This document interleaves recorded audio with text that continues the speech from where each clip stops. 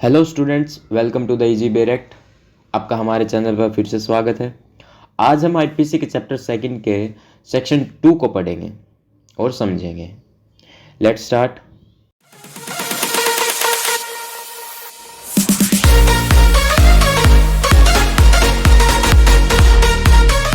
The Indian Penal Code 1860 का section 2 हमें क्या बताता है? Punishment of offences committed within India. सबसे पहले हमें इस हेडलाइन के बारे में जानना होगा कि ये हेडलाइन हमें क्या बताने की कोशिश कर रहा है। ये कह रहा है पनिशमेंट ऑफ ऑफेंसेस, मतलब अपराधों की सज़ा। अगर कोई अपराध करेगा तो उसे उसके अपराध की सज़ा तो मिलेगी, लेकिन इस हेडलाइन के अंदर 3 वर्ड्स हैं, कमिटेड विद इन इंडिया, मतलब उसने जो ऑफेंस किया है वो भारत के अंदर किया है। ये जो 3 वर्ड्स है ये इंपॉर्टेंट है, मतलब अपराधों की सज़ा तो मिलेगी, लेकिन ये सेक्शन उन अपराधों के बारे में बात करता है जो अपराध भारत के अंदर, मतलब भारत की टेरिटरी में किए गए हों, भारत की सीमा के अंदर किए गए हों। आई होप ये हेडलाइन आपका समझ आई गई होगी। आगे बढ़ते हैं, बेरेक्ट की डेफिनेशन को पढ़ते हैं। Every person shall be liable to the punishment under this code, not otherwise for every act or omission contrary to the provision thereof of which he shall be guilty within India। Bare act की definition पढ़ ली हमने। ये जो section है, this section is also known as intra territorial jurisdiction, मतलब यह section intra territorial jurisdiction के नाम से भी जाना जाता है। बेरेक्ट में जो ऊपर डेफिनेशन दी गई है उनमें कुछ वर्ड्स हैं जिनका मतलब हमें पहले समझना चाहिए। जैसे फर्स्ट वर्ड है अदरवाइज। अदरवाइज का मतलब होता है वरना, अन्यथा। सेकंड वर्ड है एक्ट, मतलब कार्य, टेक एक्शन, डू समथिंग, कुछ कार्य करना। हमने कोई मोशन कर दिया, उसको हम बोलते हैं एक्ट। थर्ड है ओमिशन। ओमिशन क्या बात करता है? ओमिशन बात करता है किसी व्यक्ति को वह कार्य करना चाहिए था लेकिन उसने नहीं किया, मतलब किसी व्यक्ति को वह कार्य करना चाहिए था, उसकी ड्यूटी बनती थी लेकिन उसने अपनी ड्यूटी नहीं निभाई। इसको हम एक एग्जाम्पल से समझने की कोशिश करते हैं। जैसे आपका कुछ सामान चोरी हो जाता है तो आप पुलिस स्टेशन में जाते हैं एफआईआर दर्ज कराने के लिए, लेकिन पुलिस वाले ने आपकी एफआईआर दर्ज करने से मना कर दिया। वहाँ पर उसकी ड्यूटी बनती थी कि मैं एफआईआर लिखे, लेकिन उसने अपनी ड्यूटी नहीं की। इसका मतलब हुआ उसने अपनी ड्यूटी का ओमिशन किया। जब कोई व्यक्ति अपनी ड्यूटी नहीं करता, जबकि वह उस कार्य को करने के लिए लॉ के द्वारा बाउंड था, लेकिन अपने कार्य का उसने ओमिशन कर दिया, उसने अपने कार्य का ओमिशन करके भी अपराध कर दिया, उसका यह ओमिशन अपराध की श्रेणी में ही आ जाता है। नेक्स्ट वर्ड है कॉन्ट्रेरी। कॉन्ट्रेरी का मतलब होता है विरुद्ध या विपरीत, जिसके कुछ सिमिलर वर्ड्स हैं जैसे opposite, against, repugnant, adverse, resist, protest. इन सभी के वर्ड्स का मतलब विपरीत या विरोधी है। इनके कुछ सिमिलर वर्ड्स हैं। कॉन्ट्रेरी का मतलब होता है खिलाफ। अगर कोई व्यक्ति कोई ऐसा कार्य करता है जो कानून के खिलाफ हो, अगेंस्ट द लॉ हो, तो उसको हम कॉन्ट्रेरी कहते हैं। जैसे ऊपर जो एग्जाम्पल दिया था, पुलिस वाला एफआईआर दर्ज नहीं करता, लेकिन लॉ के द्वारा वह बाउंड था कि एफआईआर दर्ज करे, लेकिन नहीं की, मतलब उसका जो वह कार्य था वो contrary to the provision of this code था, मतलब कानून के खिलाफ था वो। नेक्स्ट वर्ड आता है प्रोविजन। प्रोविजन क्या कहता है? प्रोविजन का मतलब होता है उपबंध, प्रावधान, धारा, नियम, जिसके कुछ सिमिलर वर्ड्स हैं इसकी तरह rule, law, regulation, section. Provision का मतलब होता है उपबंध, प्रावधान। जैसे हमने एक कानून बना दिया, लेकिन उसके अंदर छोटे छोटे बहुत सारे कानून बना देते हैं। हर सेक्शन, हर प्रोविजन जो होते हैं वह अलग अलग अपराधों की बात करते हैं। जैसे हमारे आईपीसी में 511 सेक्शन है, तो सभी सेक्शन में आपको अलग अलग अपराधों के बारे में देखने को मिलेगा। अब अलग अलग अपराध के बारे में बात करते हैं ये। नेक्स्ट है contrary to the provision. I think ये तो आपको समझ आ ही गया होगा। कॉन्ट्रेरी का मतलब आपको बता दिया और प्रोविजन का मतलब भी पता चल गया। तो संहिता के किसी भी प्रावधान के खिलाफ हो, इसका हिंदी में मतलब हो गया।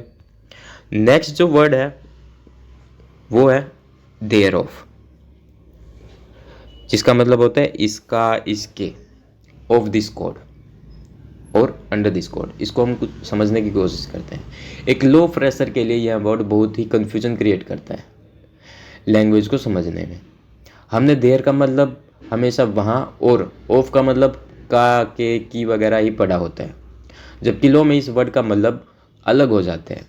इन दोनों का कॉम्बिनेशन मिला के इस वर्ड का मतलब हो जाता है इसका या इसके। इस वर्ड का यूज कैसे होता है वो समझते हैं। देयर ऑफ को हम एक प्रोनाउन के रूप में भी समझ सकते हैं। एग्जाम्पल के तौर पर जैसे नाउन की जगह प्रोनाउन का यूज करते हैं, जैसे एक एग्जाम्पल से समझने की कोशिश करते हैं। हम राम के बारे में बात करते हैं, हम उसकी बात करते हैं तो बार बार राम राम कहकर उसका नाम लेकर उसकी बात नहीं करते। उसकी नाम की जगह पर हम वो, वह, उसने या उसका, उसकी ये वर्ड भी यूज़ करते हैं जो राम को ही रिप्रेजेंट कर रहे हैं। उसी तरह जैसे ऊपर जो डेफिनेशन दी गई थी, इसमें under this code, under this code की जगह पर दोबारा इसकी जगह देयर ऑफ का यूज कर दिया। अंडर दिस कोड लिखने के बजाय इसको हमने दोबारा देयर ऑफ के नाम से लिख दिया। अब उसी तरह जब हम किसी पर्टिकुलर सेक्शन, एक्ट, कोड की बात बार बार करते हैं तो बार बार उसका पूरा नाम लेने की बजाय हम उसे देयर ऑफ का यूज कर लेते हैं। जरूरी नहीं है कि हर जगह आपको देयर ऑफ का मतलब ऑफ दिस कोड मिले। इसका मतलब हर जगह अलग अलग भी हो सकता है। या तो ये किसी कोड के बारे में बात करेगा, या सेक्शन के बारे में बात करेगा, या प्रोविजंस ऑफ दिस कोड, या किसी कोड के किसी प्रोविजंस के बारे में बात करेगा। नेक्स्ट वर्ड है गिल्टी। दोषी, अपराधी, गुनहगार, कसूरवार, जिसके कुछ सिमिलर वर्ड्स हैं जो नीचे दिए गए हैं। डेलिंक्वेंट, ब्लेमवर्दी, प्रीवर्स, criminal, convicted, culpable, accountable, रेप्रीहेंसिबल, Pinkett. अब इसमें जो वर्ड यूज किया गया है, आगे देखते हैं। इसमें जो वर्ड यूज किया गया है एवरी पर्सन, इसको समझना बहुत ज़रूरी है। इसमें जो वर्ड यूज किया गया है एवरी पर्सन, उसमें सिटीजन, नॉन सिटीजन्स दोनों इंक्लूड होते हैं। मतलब यह सेक्शन हमें यह बताने की कोशिश कर रहा है कि अगर कोई व्यक्ति जो ऐसा कार्य करता है, चाहे वो कोई भी हो, जो इस कानून में अपराध है या फिर भारत में कोई अपराध है, वह व्यक्ति चाहे वो भारतीय हो या चाहे वो विदेशी हो, उन दोनों पर आईपीसी लगेगी। विदेशी यह बात नहीं कर सकता हमारे आगे कि मैं तो भारत का नागरिक नहीं हूं तो मुझ पर आईपीसी नहीं लागू होगी, मुझ पर तो दूसरे देश का कानून लागू होगा जिसमें मैं रहता हूं, जिसका मैं सिटीजन हूं।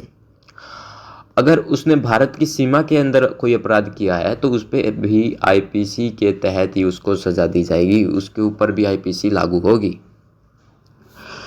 आगे जो दिया गया है उसके बारे में जानते हैं।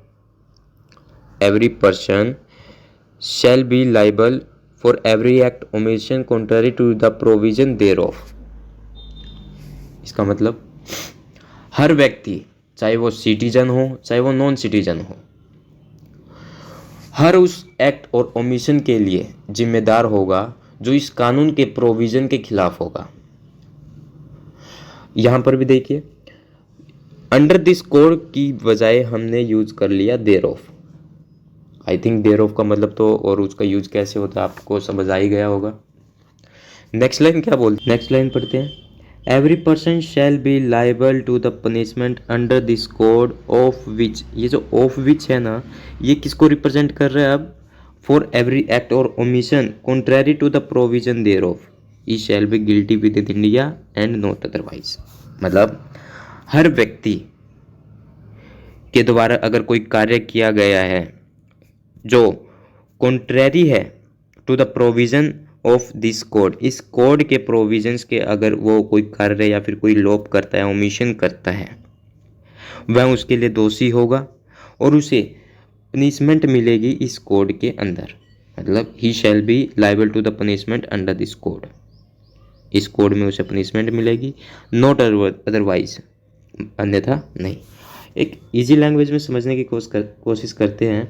If any person done any act, अगर कोई व्यक्ति कोई कार्य करता है और ओमिशन या फिर कोई ओमिशन करता है विद इन इंडिया, भारत के अंदर, which is contrary to the provision thereof, और जो कार्य उसने किया या फिर ओमिशन जो उसने किया है वो इस संहिता के प्रोविजंस के खिलाफ हो, he shall be guilty within India, वो भारत के अंदर दोषी होगा, and he shall liable to punishment under this code not otherwise, और वह इस कोड के द्वारा उसे सज़ा दी जाएगी, अन्यथा नहीं।